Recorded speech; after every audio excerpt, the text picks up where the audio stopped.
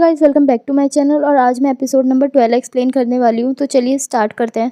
Episode की starting में fan अपनी हेल्पर के पास आती है और बोलती है कि वो उसके लिए 2 पाउच बनाए, वो उसे जिंगशू को देना है। वहीं यहाँ पे टिंगयून हैंकरचिफ दिखा रही होती है लेडीज को और बोलती है कि आप इसे पहचान पा लिया। तो इस पे वो बोलती है कि वो मेरी बहन को ये हैंकरचिफ बनाने में मजबूर करती है और फिर इसे मार्केट में बेच देती है। वहीं यहाँ पे वो बोलती है कि वो हमें अच्छे से ट्रीट करती है, तो हमें ऐसा शक नहीं करना चाहिए। वहीं यहाँ पे वो ये भी बताती है कि सुबह एक असेंबली टाइप होती है, तभी उन्हें लेक्चर लेना अलाउड होता है। वहीं वो लड़की वहां से चल जाती है, बट वो औरत बोलती है कि मेरी बहन बहुत सिंपल है, मैं देखूंगी कि मैडम जो ने जो हरकतें करी है वो सब जगह पहुंच जाए। वो भी वहां से चल जाती है। वहीं यहाँ पे उसकी हेल्पर बोलती है कि फू फैमिली की एम्ब्रॉयडरी इतनी अच्छी है, बट ये कहीं और क्यों चलेगा। लेकिन सोचने लगती है कि मैडम जो ने फू फैमिली का सपोर्ट तो खो दिया है, तो पक्का उसकी कोई मदद कर रहा है यहाँ पे। वहीं यहाँ पे मैडम जो वुमेन हॉल में आती है और देखती है उसका भाई जुंजी टेबल के नीचे है।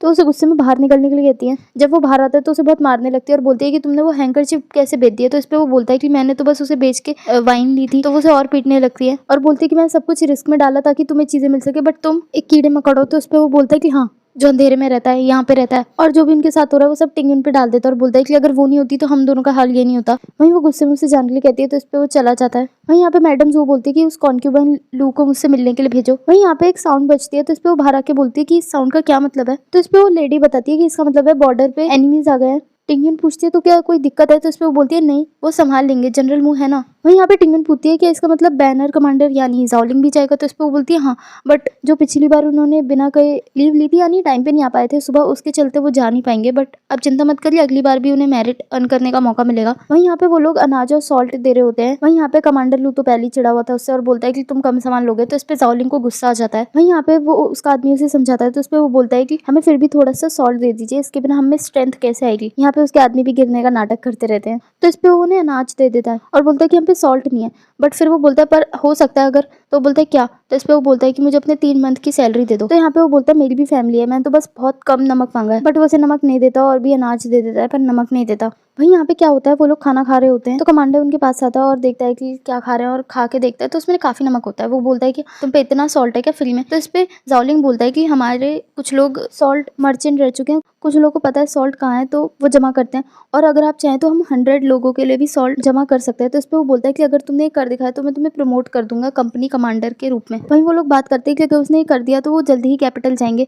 वहीं कमांडर लू की तो हालत खराब हो रही है सुन के। वहीं यहाँ पे दिखाते हैं वो लोग नमक खोज रहे होते हैं, निकाल रहे होते हैं। अब उन लोगों को गुस्सा आ जाता है, वो लोग उन्हें पकड़ने लगते हैं क्योंकि वो उनका बिजनेस खा रहे थे सॉल्ट निकालने का। तो यहाँ पे भगदड़ मच जाती है, वो उनके आदमी को पकड़ने लगते हैं और लास्ट में वो लोग सबको पकड़ ही लेते हैं। वहीं यहाँ पे एक आदमी आके खबर देता है कि मिस्टर जाओ को लोग ले गए हैं, बट कमांडर लू यहाँ पे कोई एक्शन नहीं लेता और बोलता है कि उसे खुद वापस आने दो। वैसे तो उसे यकीन था कि वो जिंदा वापस नहीं आएगा, बट वो बोलता है अगर वो आया भी तो बहुत लेट हो चुका होगा। वहीं यहाँ पे एक आदमी आके टिंगन को बताता है कि अब तक कोई न्यूज नहीं मिली है और उसे भी बहुत ज्यादा चिंता हो रही थी उसकी। वहीं यहाँ पे दिखाते हैं उन्होंने उन दोनों को पकड़ रखा था। वहीं वो आसपास देख के बोलते हैं कि ये गुंडे तो नहीं लगते, बल्कि ज्यादातर सॉल्ट स्मगलर लग रहे हैं। वहीं वो लोग खड़े हो जाते हैं, तो वो आदमी पूछता है कि तुम खड़े क्यों गए, और बोलता है कि हम पे मीट नहीं है, बट आज रात हो जाएगा क्योंकि तुम दोनों को मार देंगे हम। बट यहाँ पे जाओलिंग बोलता है बट बिना नमक के कैसे होगा, और उसे बताता है कि आर्मी ज्वाइन करने से पहले वो सॉल्ट स्मगलर थे। तो इस पे वो आदमी बोलते हैं तुम हमें ज्वाइन क्यों नहीं कर लेते, और यहाँ पे वो उन दोनों को लड़वाने का इंतजाम करता है और कि जो भी बचेगा वो यहाँ पे ज्वाइन करेगा, और उसे चाहे जो भी चाहिए होगा, औरत, खाना या जो भी चाहिए होगा वो उसे सब मिलेगा। यहाँ पे वो दोनों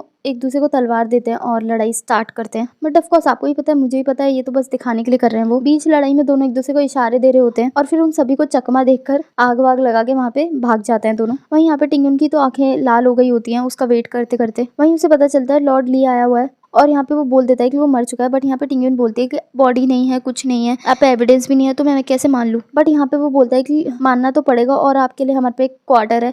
हेल्पर सामने खड़ी हो जाती है, बट यहाँ पे टिंगन बोलती है कि आई होप आपको भी किसी दिन ऐसा ही फील हो। वहीं यहाँ पे मैडम मुंह भाग के जा रही होती है, ऑफकोर्स उन्हें भी चीजों का पता चल गया था। वहीं यहाँ पे एक चैम्बर में वो लोग टिंगन को ले आते हैं। वहीं यहाँ पे मैडम जो आती है और बोलती है कि तुम्हें देख के लग रहा है कुछ जाना पहचाना, इसे टच करके फील करो, अगर कभी बोर लगे तो इस कॉइन को इसमें घिसती जाना। यहाँ पे उसकी 2 हेल्पर उसे पकड़ लेती है और यहाँ पे वो एक कटोरी में कुछ तो लेती है और बोलती है कि ये एक टॉनिक है जिससे कभी भी तुम मां नहीं बन पाओगी और तुम्हारे बाल भी सफेद हो जाएंगे, ये बहुत कड़वा है, और उसे जबरदस्ती पिलाने लगती है। बट वो उसे साइड में धकेल देती है। यहाँ पे वो उस पर चिल्ला रही होती है कि मैं 10 साल से विडो हूँ, तुम्हारी गलती है कि मैं आज यहाँ पे हूँ और हम दोनों एक दूसरे के रास्ते में क्यों आते रहते हैं, तुम यहाँ पे क्यों आई। यहाँ पे वो एक सीजर उठा लेती है और यहाँ पे वो उसके हेयर्स काटने लगती है जबरदस्ती और काट भी देती है कुछ तो। बट तभी यहाँ पे जाओलिंग आ जाता है और उसे देख के वो बोलता है कि मुझे देर हो गई। बट यहाँ पे वो खुश होती है कि वो जिंदा है और वो फाइनली आ गया। वहीं यहाँ पे मैडम जो तो पीछे से चिल्ला रही होती है कि मेरा विश्वास करो जाओलिंग, आज से तुम्हारा करियर खत्म है। बट वो ज्यादा ध्यान नहीं देता और टिंगयुन को एक कपड़ा उड़ा देता है वहां से लेकर। फिर वो उसे उठाता है और वहां से बाहर ले जाता है।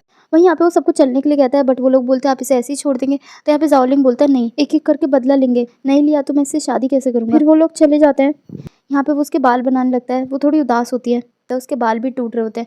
वहीं यहाँ पे टिंगयुन बोलती है कि मैं ठीक हूँ, मुझे खुशी है कि तुम वापस आ गए। बालों के साथ जो भी हुआ मुझे इस बात का डर नहीं है, बल्कि इस बात का है कि तुम्हारे बिना ये दुनिया कैसी होती। वहीं यहाँ पे उसकी ऐसी हालत उससे और देखी नहीं जाती तो वो अपने बाल काट देता है। वो तो शौक हो जाती है कि उसने ये क्या किया। बट वो क्या करता है, अपने बाल उसके बालों में जोड़ देता है जो कटे होते हैं। वहीं यहाँ पे टिंगयुन को भी बहुत रोना आ रहा था। वो उससे बोलता है कि मैं जल्दी प्रमोशन लूंगा, तब तुम्हें ऐसे सफर करने की और जरूरत नहीं पड़ेगी और जल्दी मैं तुम्हें कैपिटल ले जाऊंगा। वहीं यहाँ पे जब टिंगयुन बाहर आती है तो उसका एक आदमी उसे पहले एक हेयर पिन देता है जो उसकी मदर ने दिया था और फिर सैन भी उसे गिफ्ट देता है। चारों मिलके कोई ना कोई उसे गिफ्ट देते हैं जिससे वो खुश होकर सबको ही थैंक यू बोलती है। वहीं यहाँ पे यू रेजिडेंस का सीन दिखाया जाता है जहाँ पे वो वही पाउच उसे देती है जो कि उसने अपनी हेल्पर से बनवाने के लिए बोला था और यहाँ पे वो ये बोलती है कि उसने बनाया ये। बट वो यहाँ पे समझ जाता है और बोलता है कि इस इंक से वो बैठ जाती है। वहीं यहाँ पे वो बोलता है जिंगशू कि तुम हाउस होल्ड संभालो, इन चीज़ों पे ध्यान मत दो। वहीं यहाँ पे जिंगशू अब अपनी मदर यानी मैडम यू से मिलने आता है। वो पूछती है कि तुम आराम नहीं कर रहे, तो इस पे वो बोलता है कि मैं फैन के बारे में बात करने आया हूँ। और वो यहाँ पे ये बोलता है कि उसका यहाँ पे शादी करना आसान नहीं था, तो मैं चाहता हूँ कोई इसकी साइड रहे। तो यहाँ पे वो बोलती है चिंता मत करो, मैं इंटरफेयर नहीं करूंगी। तो इस पे वो चला जाता है।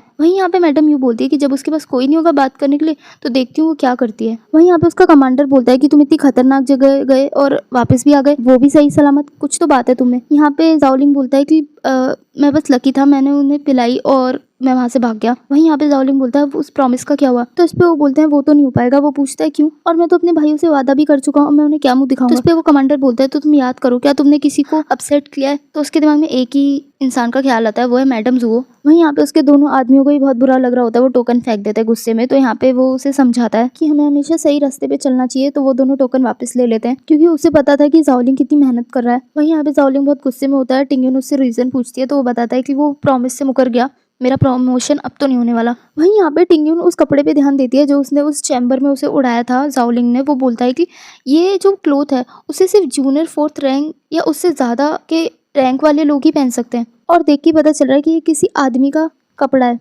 और उन दोनों का शक ही एडवाइजर ली पे जाता है। वहीं यहाँ पे हमें दिखाया जाता है कि एडवाइजर ली अपनी हेल्पर पे ही डोरे डाल रहा होता है। तभी यहाँ पे मैडम जू आ जाती है। वहीं यहाँ पे मैडम उससे मीठी मीठी बातें तो कर रही थी मैडम जू, बट साथ में उसे ऐसे खरोच भी रही थी गुस्से में। वहीं यहाँ पे एडवाइजर ली जाने लगते हैं तो वो बोलती है कि पीछे वाले दरवाजे से जाना, कोई तुम्हें देख ना ले। जब वो चला जाता है तो मैडम जू बोलती है कि तुम्हें अब यहाँ सर्व करने की जरूरत नहीं। वो फैमिली में रहकर इतना तो समझ आ गया है कि जब भी ये औरतों को देखते हैं उन्हें दबाने की कोशिश करते हैं, उन्हें पाने की कोशिश करते हैं। वहीं यहाँ पे दिखाते हैं वुमेन हॉल का सीन जहाँ पे सब लेडीज होती हैं। तभी यहाँ पे एक जूता गायब हो जाता है, मतलब किसी ने खींचा, वो तो आपने देख लिया। वहीं यहाँ पे वो औरतें बात करने लगती है कि ये तीसरी बार हो रहा है, उनकी कुछ ना कुछ चीजें गायब हो जाती हैं, कहीं ये जगह हॉन्टेड तो नहीं, और वो डर जाती हैं। वहीं यहाँ पे ये बात वो टिंगयुन को ही बताती है कि कुछ तो चल रहा है वुमेन हॉल में। बट यहाँ पे टिंगयुन बोलती है कि जरूर इसके पीछे कोई है, वहाँ पे कोई छुपा हुआ है और वो खुद से इसको इन्वेस्टिगेट करेगी। तो वो दोनों लेडीज वहाँ से बात करते हुए चली जाती हैं। वहीं यहाँ पे जाओलिंग आता है और यहाँ पे टिंगयुन बोलती है क्या उस कैबिनेट के अंदर एडवाइजर ली हो सकते हैं जो लड़कियों की पर्सनल चीजें उठा रहे हैं। वहीं यहाँ पे जाओलिंग के आदमी एडवाइजर ली का पीछा कर रहे होते हैं। वहीं यहाँ पे टिंगयुन मैडम मुंह से मिलने जाती है और उसे थैंक यू बोलती है कि जब वो फंस गई थी तो उसने अपनी तरफ से पूरी कोशिश करी, बट रूल्स वो ब्रेक नहीं कर सकती थी। वहीं यहाँ पे मैडम मुँह अब टिंगयुन को बैठने के लिए कहती है और टिंगयुन अब वही चीज़ उसे डिस्कस करती है कि वुमेन हॉल में एक अजीब सी घटनाएं हो रही हैं, लड़कियों की चीज़ें गायब हो रही हैं, शायद उसे शक है कि कोई तो है वहाँ पे, और वो पता करने का सोच लेती है और सारी महिला मंडल को लेकर वुमेन हॉल के आगे आ जाती है, यानी वुमेन हॉल के सामने। और वो सब खटखटाने लगते हैं और अंदर होता है मैडम जू और एडवाइजर ली। अब देखना यह है कि इस एपिसोड में क्या होता है, क्या ये इन्हें देख पाते हैं। और अब हम मिलेंगे नेक्स्ट एपिसोड में, तब तक के लिए बाय।